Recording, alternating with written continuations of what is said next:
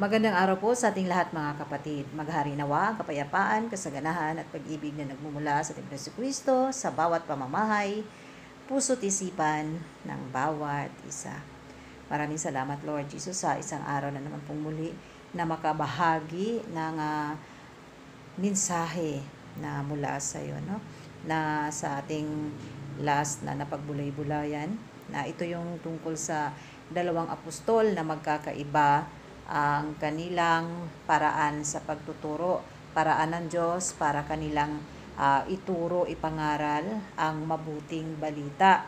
Na ito ay si Apostol Pedro na isinugo para sa mga Hudyo, at ang isang apostol naman ay si Apostol Pablo para mangaral naman sa mga hintil o sa ating mga hintil. Kaya ating alamin ngayon, kung ipagkaloob sa Ginoo, lubos natin itong maunawaan na ang dalawang apostol na ito ay may kaibahan sa kanilang pangangaral o gospel na kanilang ipinangaral sa mga tao. Galatia 2:7. Sa halip kinilala nila na ako'y pinili ng Diyos upang mangaral ng magandang balita sa mga hintil, tulad ni Pedro na pinili naman upang mangaral ng magandang balita sa mga Hudyo. Kaya dito po napakalinaw na dalawa ang isinugo, mangaral sa Hudyo at sa mga hintil. At ito ay si Apostol Pedro at Apostol Pablo. At ngayon po mga kapatid, sa tulong at gabay ng ating Diyos, sa pamamagitan ni Kristo Jesus at Espiritu Santong ipinagkaloob sa atin, na siyang lubos magpaunawa sa bawat isa sa ating pagbulay-bulayan ngayon. Thank you, Lord Jesus. So, ang dalawang apostol na ito ay may pagkakaiba sa kanilang mga turo. At ito po ang ating mababasa sa Book of Acts o Gawa.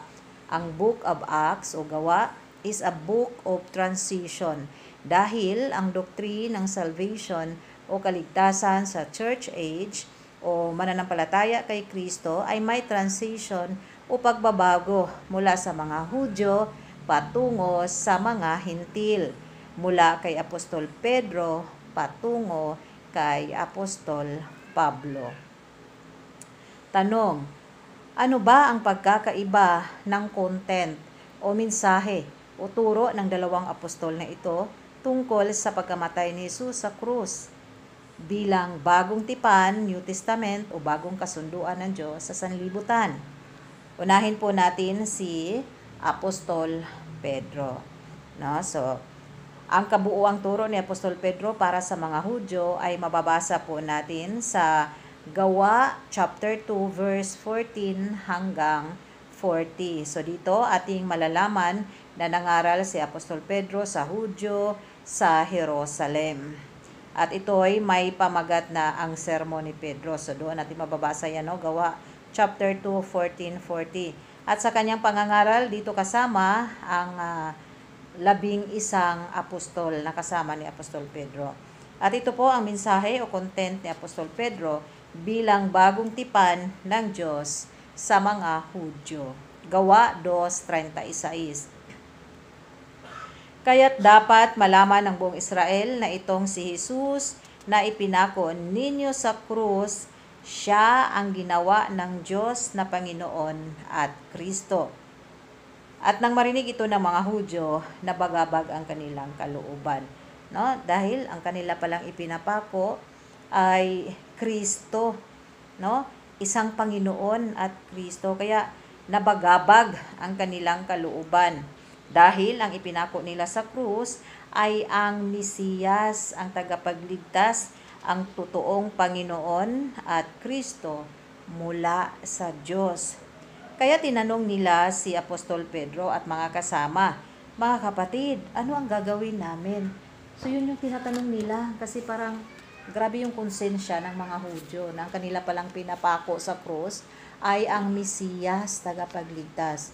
Kaya dito sa Gawa 2:38, sumagot si Pedro, pagsisihan ninyo talikdan ang inyong mga kasalanan at magpabautismo kayo sa pangalan ni Jesucristo upang kayo'y patawarin at ipagkaloob sa inyo ang Espiritu Santo. So ito yung sagot ni Apostol Pedro sa mga Hudyo na nagtatanong, kapatid, ano po ang gagawin namin? Kaya ito po ang malinaw na sagot ni Apostol Pedro. Pagsisihan ninyo, talikdan ang inyong mga kasalanan at magpabautismo kayo sa pangalan ni Jesucristo upang kayo patawarin at ipagkaloob sa inyo ang Espiritu Santo. So ito po yung malinaw na content o message ni Apostol Pedro sa mga Hudyo. At atin itong mababasa, Gawa 2:14 hanggang 40. So ito yun, no? Ang propesiya ng banal na Espiritu. Si Jesus na pinako ninyo ay isa pa lang Mesiyas. Si Jesus na pinako ninyo ay isa pa lang hari ng mga Hudyo mula sa lahi ni David o trono ni David. At ano ang dapat gawin ng mga Hudyo? Magsisi kayo at talikuran ang inyong mga kasalanan. Magpabautismo kayo sa pangalan ni Jesucristo upang kayo ay patawarin at ipagkaloob sa inyo ang Espiritu Santo. So sino po ang kausap ni Apostol Pedro dito? Mga Hudyo. Saan po? Sa Jerusalem. At ano daw po ang gagawin ng mga Hudyo para patawarin? Magsisisi kayo, talikuran ninyo ang mga kasalanan, magpabautismo kayo sa pangalan ni Kristo upang kayo'y patawarin at ipagkaloob sa inyo ang Espiritu Santo. No? So yun ang mga gagawin. Napakalinaw po na si Apostol Pedro at mga kasamang apostol ay eksklusibong nangangaral sa mga Hudyo sa bansang Israel. At ito ang gospel o ebanghelyo ng mga Hudyo. Gospel of God's Kingdom. No? Ito yung may gagawin. Na ang gospel na Apostol Pedro dito para sa mga Hudyo ay malinaw na may halong works o gawa na may dapat gawin at magpabaptismo para patawarin, para pagkalooban ng banal na Espiritu Santo. So dito, malinaw talaga na ang mga Hudyo ay may work, may gawa, mananampalataya plus gawa. Ngunit after few years, nagbago ang ihip ng hangin. Itinakwil ng mga Hudyo ang aral ni Apostol Pedro dahil ni-reject ng mga Hudyo ang gospel at na-realize nila ito nang ipinapatay ng mga Hudyo si Esteban. So parang napag-isip-isip ng grupo ni Apostol Pedro na parang tama, itinakwil na nga nila ang aral, ang mabuting balita tungkol kay Kristo. At ito ay na-realize nila Apostol Pedro nung ipinapatay nila ang kanilang kasamahan na si Esteban. So kunting kaalaman para kay Esteban, no? Siya ay isang lalaking lubos ang pananampalataya sa Diyos. Matibay ang kanyang pananalig sa Diyos at puspos ng Espiritu Santo. At ating mababasa yan, Gawa 6:5. Siya ay pinagpala ng Diyos at pinagkalooban ng kapangyarihan, kaya't nakagagawa siya ng maraming himala at kababalaghan sa harapan ng madla. Gawa 6:8. Siya'y tapat kahit pa nahaharap na siya sa tiyak na kamatayan at hanggang sa siya nga ay namatay. At ang buong sulat na ito ay ating mababasa mula Gawa chapter 6 hanggang chapter 7. So yun po ang kwento ng buhay ni Esteban, no? Kaya nung itinakwil ng mga Hudyo ang aral ni Apostol Pedro, ay nabaling na sa mga Hintil ang aral o pangangaral ni Pedro at mga apostol. Kaya dito sa Gawa 10, kung ating marapatin, babasahin natin yan, buong chapter, na si Pedro, Apostol Pedro, at tungkol kay Cornelio, isang Hintil, na baliktanaw lamang po sa mga pangyayari noong panahon ng unang simbahan ng Diyos, no? So ito yung pagtawag ng Diyos kay Apostol Pedro para ipangaral ang mabuting balita sa mga Hintil. So dito nga sa pamamahay ni Cornelio. Gawa chapter 10 po ito natin mababasa na si Cornelio ay isang Hintil, may takot sa Diyos, laging nananalangin, palagi din siyang nagbibigay ng tulong sa mga Hudyo. At dahil sa kanyang mga kabutihang gawa, pinakitaan siya ng isang pangitain ng Diyos. Nakita niya isang anghel, pumasok sa kanyang bahay at takot na takot siya. Tinawag siya ng anghel at sinabi kay Cornelio na nalulugod ang Diyos sa iyong mga dalangin at pagtulong, no? Na nasisiyahan ang Diyos sa mga gawa ni Cornelio sa pagtulong, sa kanyang panalangin na laging nananalangin.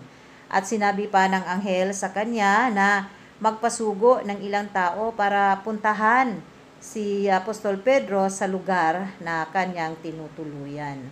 So yan po yung mga pangitain na parang nais ng Diyos na makarinig ng mabuting balita si Cornelio dahil mabuti ang kanyang puso, no? At si Pedro din naman ng mga panahon na iyon ay pinakitaan din ng isang pangitain.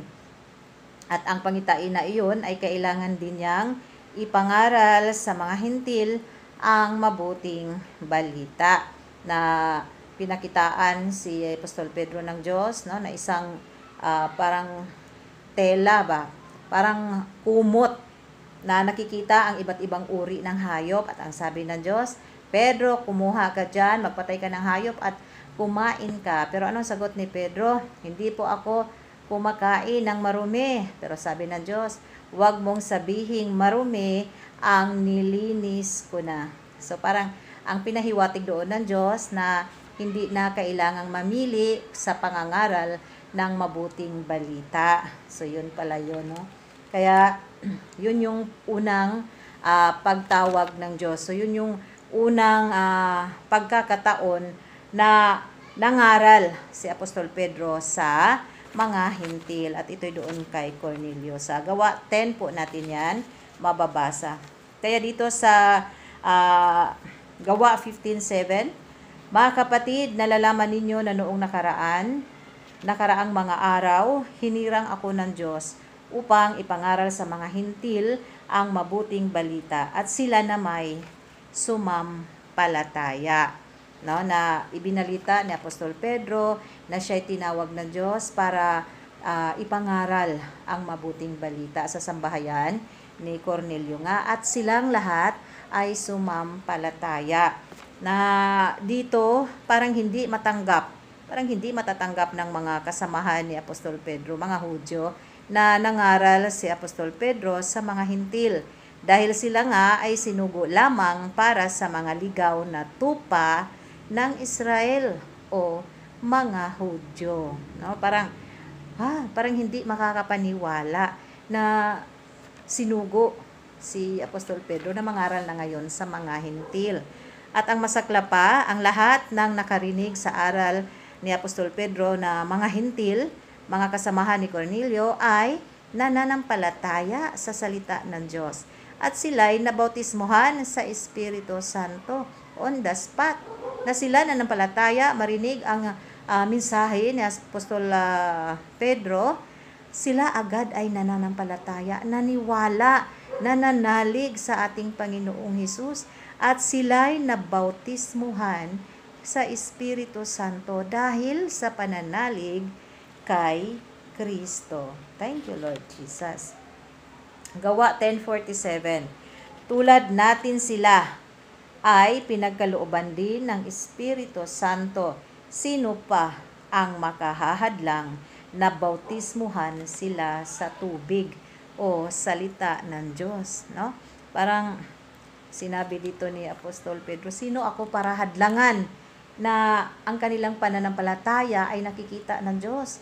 Ang kanilang pananampalataya ng mga hintil na nakarinig ng mabuting balita na panampalataya si Kristo ay namanampalataya sila kaagad, nananalig. Kaya sila ay nabautismohan sa Espiritu Santo. No? Na ang tubig dito ay salita ng Diyos na ipinangaral ni Apostol Pedro, ang mabuting balita, bagong tipan ng Diyos sa pamamagitan ni Kristo. Kaya sinabi ni Pedro sa kanyang mga kasama, sino pa ang makakahadlang na bautismuhan sila sa tubig sa salita ng Diyos? Sumunod lamang ako sa Diyos na ipangaral ang salita ng katotohanan.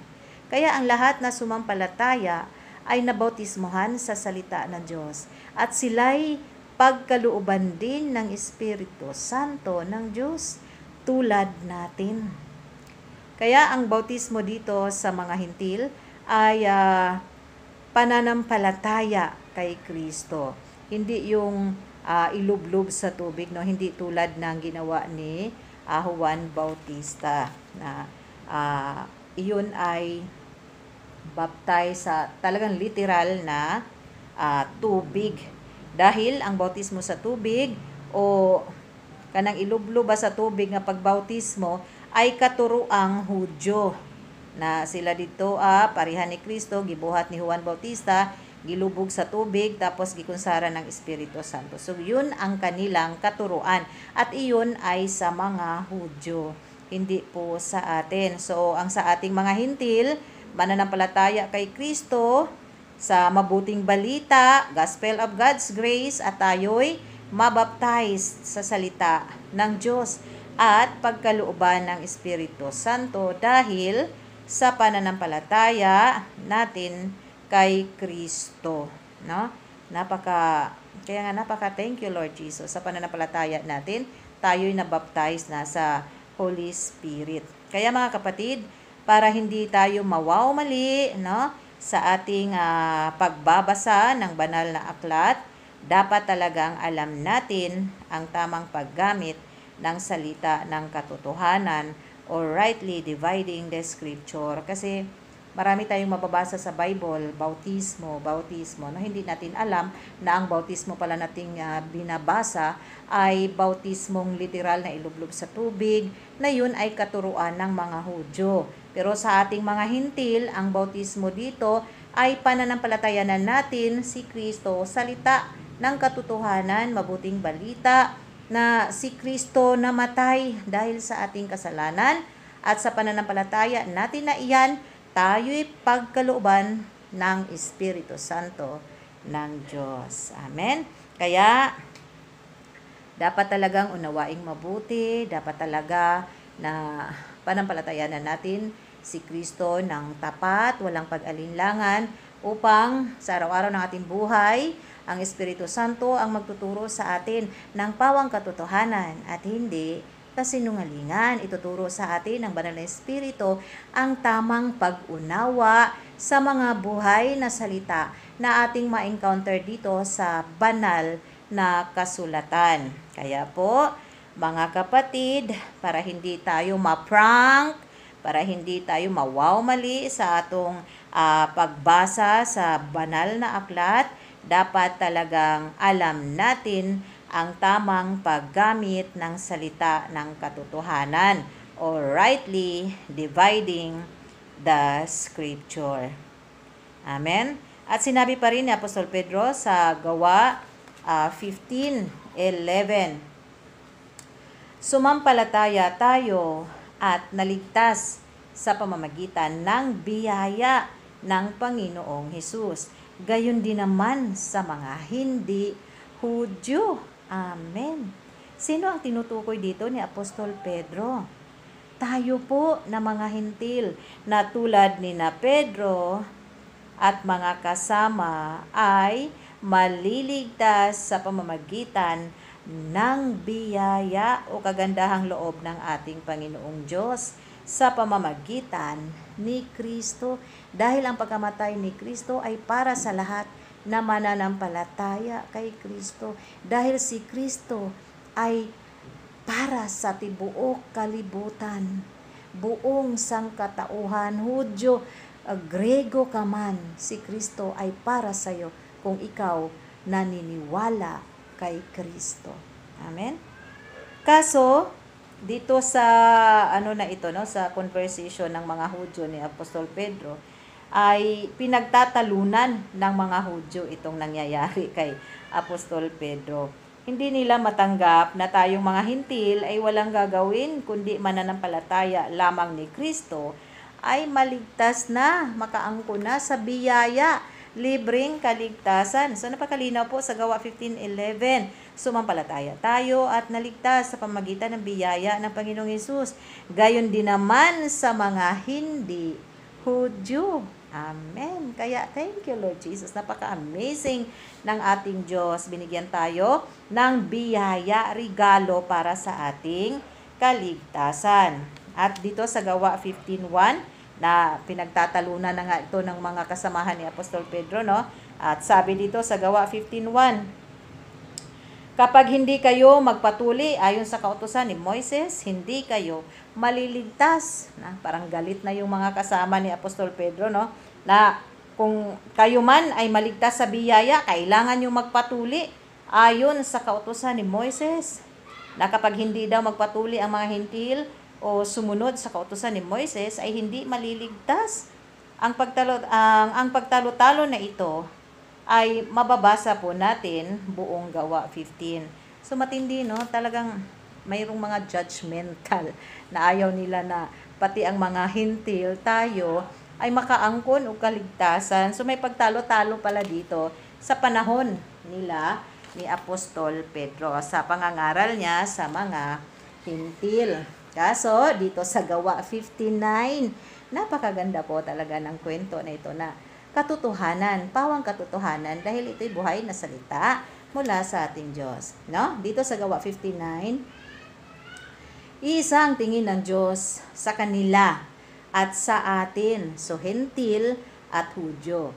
Nilinis din niya ang kanilang puso sapagkat nananalig sila kay Kristo, no? Nagpaliwanag talaga si Apostol Pedro dito sa kanyang mga kasamahan na iisa lang ang tingin ng Diyos sa ating lahat, Hudyo, Grego, hintil ka man. Nilinis din niya ang kanilang mga puso sapagkat sila'y nananalig kay Kristo Jesus. Biruin mo. Thank you Lord talaga ni Apostol Pedro, no? May dipinsa talaga siya. Kasi puspusto ng Espiritu Santo si Apostol Pedro eh. Kaya sinabi ni Apostol Pedro sa kanila sa Gawa 15 verse 10, bakit ba marunong pa kayo sa Diyos? Ba't ninyo pinipilit ang mga hindi Hudyong tagasunod ni Jesus na sumunod sa mga kautusan na kahit ang ating mga ninuno at tayo mismo ay hindi makasunod? Biruin mo, parang gusto nang mambraso dito ni Pedro eh. Kasi nga, bakit ba tigas ng ulo? Para magaling pa kayo sa Diyos? Ano kayo? Matindi pa kayo sa Diyos? Ipilit nyo talaga na patuli? Ipilit nyo talaga yung kautusan ni Moises para makaangkon ng kaligtasan ang mga hintil? Tayo nga, kahit ating mga ninuno, at tayo mismo ay hindi makasunod. Thank you Lord, Jesus talaga. No, parang gusto na ditong ni Apostol Pedro, mambraso, na lahat na lang pinagtatalunan. Namatay na nga si Kristo, magtatalo-talo pa rin, no? Nagtatalo-talo pa. Bakit marunong pa kayo sa Diyos? So, napakaganda ng kataga ni Apostol Pedro. 15:11, sumampalataya tayo at naligtas sa pamamagitan ng biyaya ng Panginoong Hesus. Gayon din naman sa mga hindi Hudyo. So, di ba paulit-ulit ang mensahe ng ating Diyos? Na kapag sino man na mananampalataya kay Kristo, makaangkon sa maong nga biyaya, libreng kaligtasan. Thank you Lord, sa pamamagitan ni Kristo. Kaya napakalinaw po na may transition o pagbabago na nangyayari sa pangangaral ni Apostol Pedro dito sa mga hintil, na ang kaligtasan natin ay sa pamamagitan ng biyaya. Pero ang pangangaral ni Apostol Pedro sa mga kauri niyang Hudyo ay may kaakibat na gawa, pananampalataya plus gawa. Na hindi na kailangang magpatuli o sumunod sa kautusan ni Moises at magpabautismo para maligtas tayong mga hintil, kundi ang ating kaligtasan ay sa pamamagitan ng biyaya, grace. Ang ating kaligtasan ay regalo sa atin ng Diyos sa pamamagitan ni Kristo. Ito ang pagbabago sa pangangaral ni Apostol Pedro para sa mga hintil. walang gagawin, mananampalataya, makaangkong kaligtasan tayo. Ang mga Hudyo, mananampalataya, may gagawin, at makaangkon o kaligtasan. No? Thank you, Lord Jesus. Na ang pangangaral ni Apostol Pedro sa mga Hudyo ay malinaw na may gagawin. Na mababasa natin yan, Gawa chapter 2 verse 14 hanggang 40.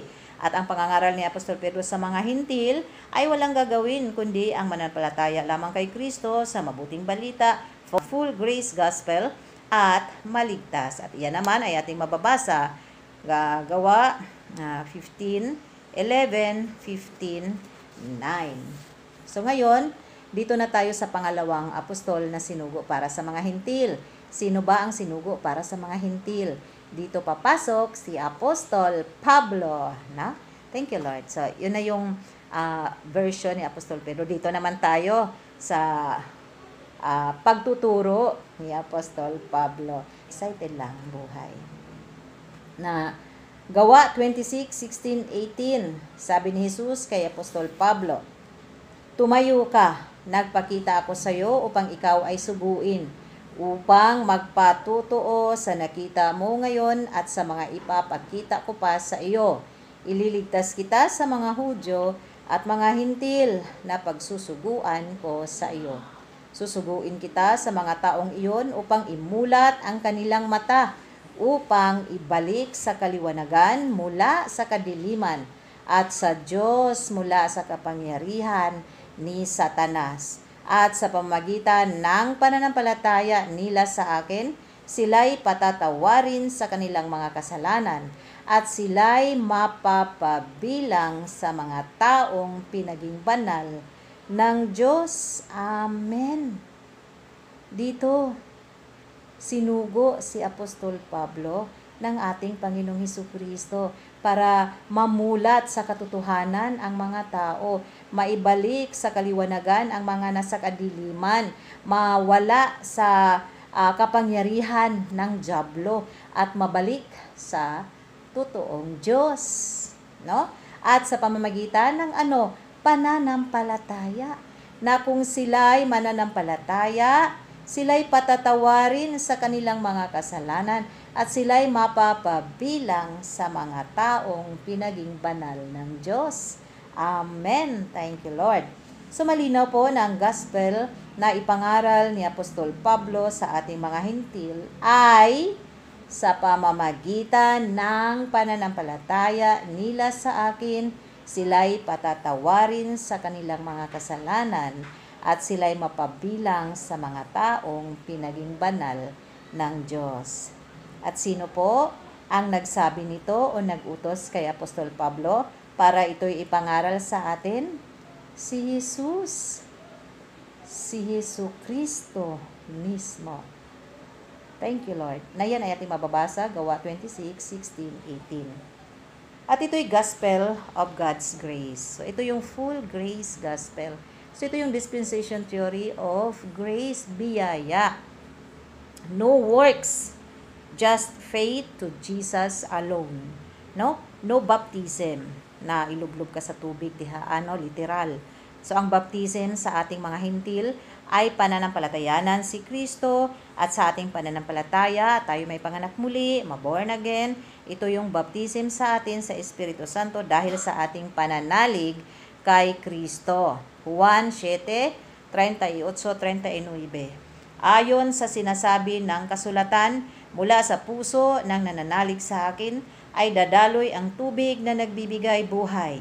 At ang tinutukoy niya dito ay ang espiritong tatanggapin ng mga nananalig sa Kanya. So napakalinaw po, no? Ang tubig dito ay salita ng Diyos. Pag ating pinakinggan ang salita ng Diyos, ang mabuting balita na si Kristo ay namatay para lahat sa ating kasalanan, tinubos ang ating mga kasalanan, at atin itong pinanampalatayanan, tayo'y mabaptize sa Espiritu Santo. Pagkalooban tayo ng Espiritu Santo ng ating Diyos. Amen? At yan po, kung hindi ako nagkamali, ay sa part 1 yata yan ng ating vlog, no? So, Gawa 13:38, 39.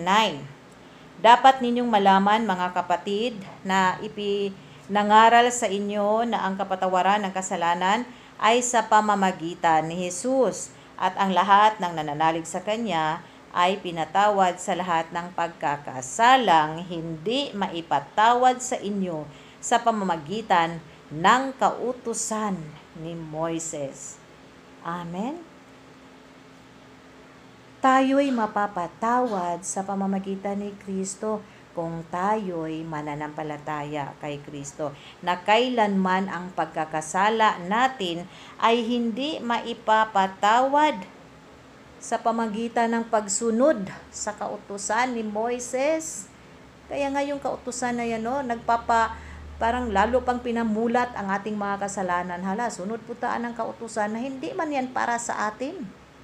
Kaya ngayon, thank you Lord Jesus, inihayag sa atin ang mabuting balitang ito na matagal nang nalihim sa ating mga buhay.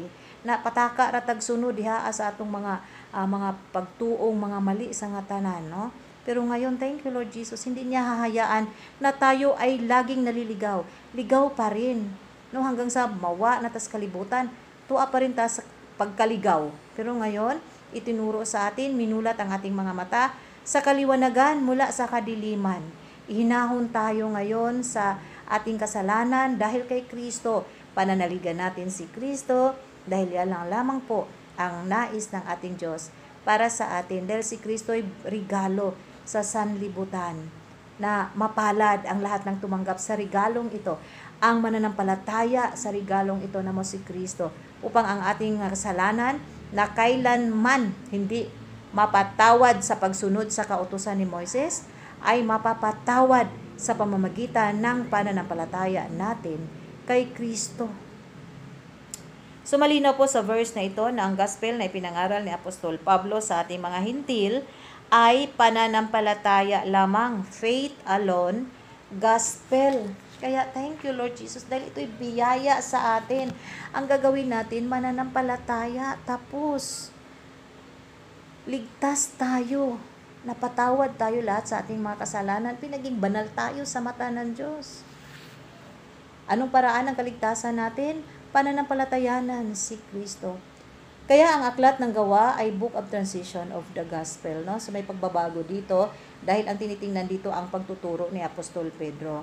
Kaya from faith plus work gospel na ipinangaral ni Apostol Pedro sa mga Hudyo, to faith alone gospel na ipinangaral ni Apostol Pablo sa ating mga hintil. So thank you Lord Jesus na ngayon na atin itong narinig, napakinggan ang mensahe ng ating Diyos, namnamin natin, isabuhay natin na ang ating kaligtasan ay sa pamamagitan ng pananampalataya. Pananampalataya natin si Kristo lamang ugwa na ilain pa. So thank you Lord Jesus. Ito inihayag sa atin at binigyang linaw ang ating mga kaisipan na thank you Lord Jesus. Yun lang talaga lagi kong masasambit sa aking buhay araw-araw. Salamat Lord Jesus na ito'y inihayag mo sa aming mga buhay, na lahat ng katawan sa tibok kalibutan maliwanagan, ug makasubay na sa dan na puno ng liwanag ni Kristo tungo sa kaharian ng ating Diyos. Amen. So dito sa Galatia chapter 1 verse 11 to 12, mga kapatid, nais kong malaman ninyo na ang magandang balitang ipinangaral ko'y hindi katha ng tao, hindi ko ito tinanggap mula sa tao, at hindi rin itinuturo sa akin ng sinumang tao. Si Hesu Kristo mismo ang naghayag nito sa akin. Amen? Kaya ito'y nasa aklat ng kasulatan. Ito'y banal na aklat. Ito'y buhay na salita ng ating Diyos. Ating pananaligan. Dahil ito'y mga bersikulo ng ating Diyos. Salita ng ating Diyos. Buhay na salita. Na ito'y ating paniniwalaan. Na doon nga sa Kawikaan, chapter 30, verse 5, ang mga salita ng Diyos ay pananaligan dahil siya lamang ang natatanging kanlungan ng lahat ng mga nananalig sa Kanya.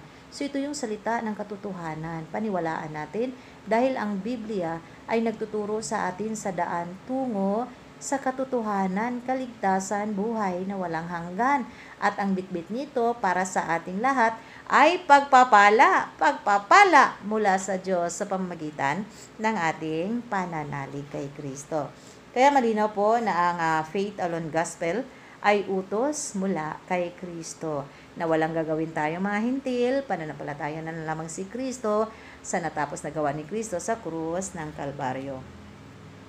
Kaya kung gospel of salvation ang pag-uusapan para sa ating mga hintil, kay Apostol Pablo po, ang tunay na gospel wala po kay Apostol Pedro.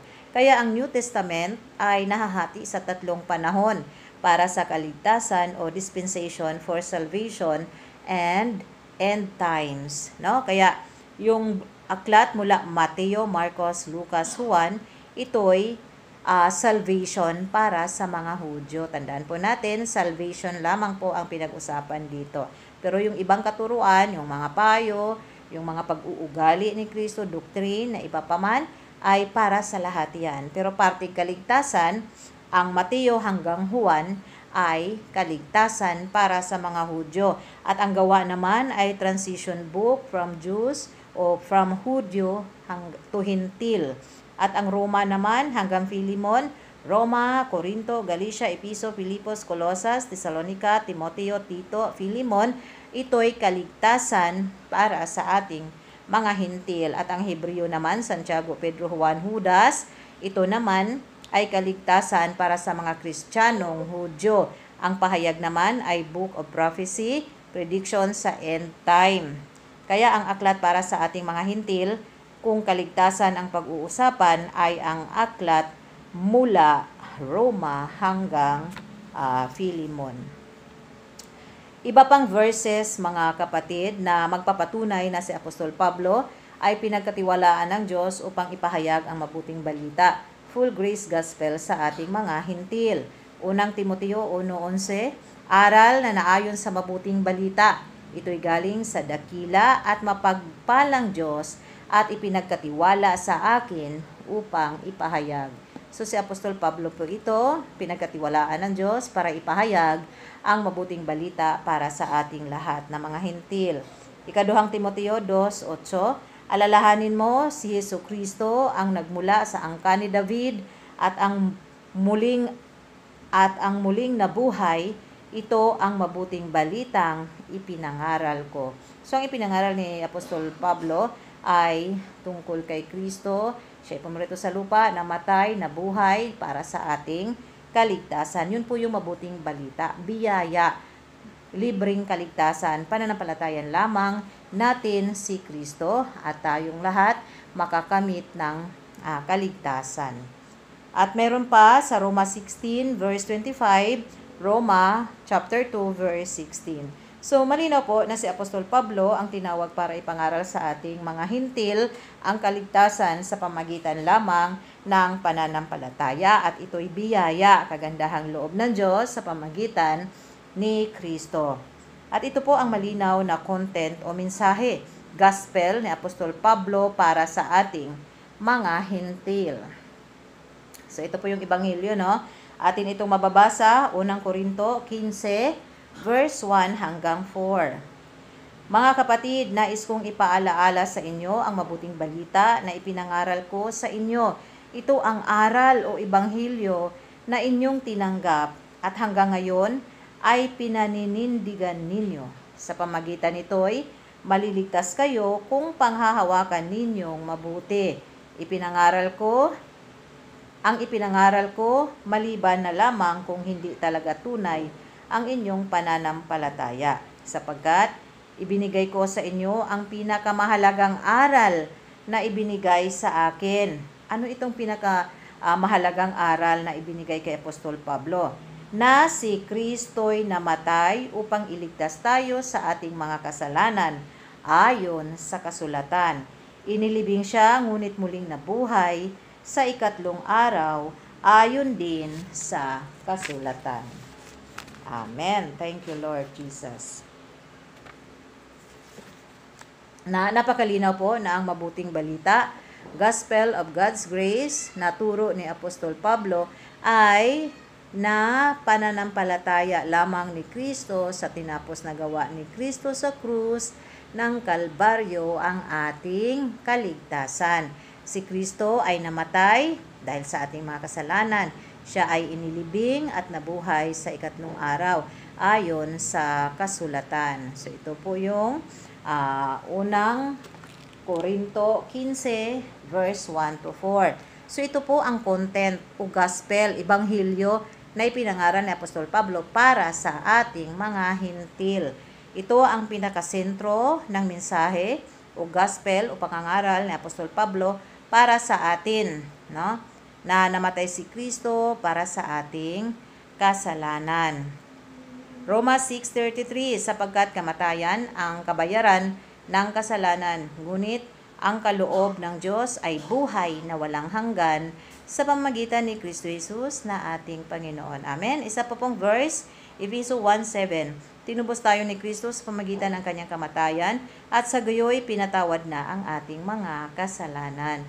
Kaya po, ating pananampalatayanan, si Kristo, ang kanyang pagkamatay, natapos na gawa ni Kristo sa krus ng Kalbaryo, o kitantanan, makaangkon, o kaligtasan, kapatawaran lahat sa ating mga kasalanan.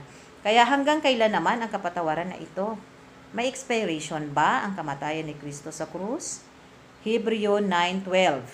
Minsan lamang pumasok si Kristo sa dakong kabanal-banalan at iyo'y sapat na, hindi dugo ng mga kambing at bisirong baka ang kanyang dalang handog, kundi ang sarili niyang dugo para mapatawad tayo sa ating mga kasalanan magpakailanman. Amen? So dito po napakalinaw na ang kapatawaran ng ating mga kasalanan ay forever, magpakailanman, walang expiration. Matatamo natin ang kaligtasan, kapatawaran kung tayo'y mananalig, mananampalataya kay Kristo sa natapos na gawa ni Kristo sa krus ng Kalbaryo. Amen? Ano ba ang natapos na gawa ni Kristo sa krus? May ginawa ba si Kristo sa krus? Ano ba ang nature sa natapos na gawa ni Kristo sa krus? Ito po ang pinaka-exciting part para sa akin noong naihayag ito sa amin sa gawain ng ating Diyos. Kaya mga kapatid, i-ready nyo po ang inyong mga banal na aklat dahil ito ang ating lalakbayin sa next vlog po natin. Sa part 5, kung ito ipagaloob sa atin ng ating Panginoon, no? Amen. So, next nating pagbulay-bulayan ay alamin natin ano ba ang natapos na gawa ni Kristo sa krus ng Kalbaryo. Ano bang meron sa krus ni Kristo para ikagalak ng ating mga puso, para ikasaya ng ating mga buhay sa araw-araw na wala ka nang sasambitin, kundi thank you Lord Jesus. Lagi ka na lang nagpupuri sa Diyos sa pamagitan ni Kristo. Lagi na lang tayong aawit para sa Kanya. Dahil napaka-amazing ng biyayang ito kung ating maunawa ang mabuti. Ang natapos na gawa ni Kristo sa krus ng Kalbaryo. Kaya po, sit back and relax. Dito mga kapatid, sa susunod natin na pagbulay-bulay ay sama-sama tayo na lakbayin ang natapos na gawa ni Kristo sa krus ng Kalbaryo. Kaya po, naway ako'y nagpasalamat at nanalig sa ating Panginoong Diyos sa pamamagitan ni Kristo na ito'y lubos nating maunawaan, no? Ang dalawang apostol na ito na nangangaral at ang kanilang pangangaral ng mabuting balita ay may pagkakaiba sa bawat turo, no? Na ang pagkakaiba sa turo o aral ni Apostol Pedro at ang kaibahan naman din ng turo ni Apostol Pablo para sa ating mga hintil. Kaya kay Apostol Pedro, gawa 2:14-40. So, ito po ay si Jesus na ipinako ninyo ay isa palang Mesiyas. Si Jesus na ipinako ninyo ay isa palang hari ng mga Hudyo mula sa trono ni David. At ano ang gagawin para maligtas ang mga Hudyo? Magsisisi kayo at talikuran ang inyong mga kasalanan. Magpabautismo kayo upang kayo ay patawarin at ipagkaloob sa inyo ang Espiritu Santo. Unlike kay Apostol Pablo na ating mababasa, unang Korinto 15, verse 1-4, na si Kristo ay namatay dahil sa ating mga kasalanan.